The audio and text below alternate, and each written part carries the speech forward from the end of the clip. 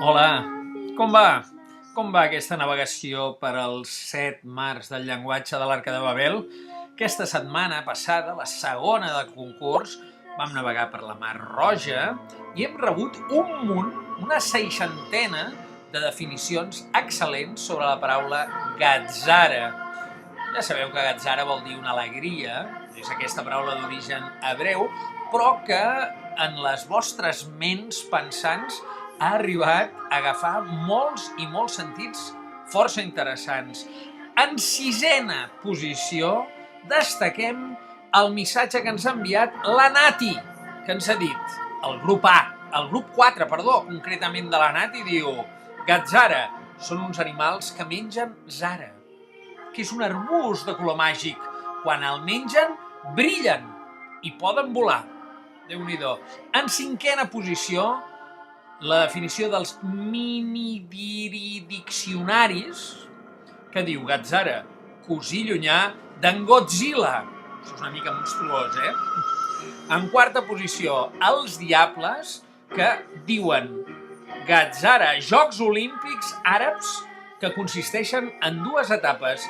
Quin camell fa la baba més gran i una cursa de 100 metres amb 4 homes portant un camell damunt d'un llit.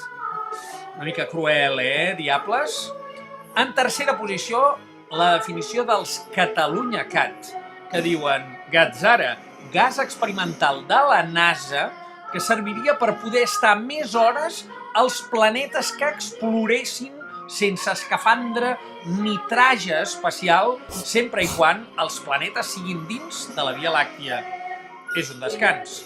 Catalunya Cats. En segona posició, ADE, però concretament els Super JTN, que deuen ser un subgrup dels ADE, que defineixen gatzara així: gatzara, moviment rotatori que fas quan rellisques a l'espai. I finalment, en primera posició, com a missatge més destacat d'aquesta segona setmana de concurs, tenim el missatge dels escriptors catalans, que diuen gatzara, premi a l'atzar per aconseguir un lot de productes per a gats. No sé pas si aconseguireu un lot de productes per a gats o no, però en tot cas, l'enhorabona a tots perquè teniu una imaginació prodigiosa.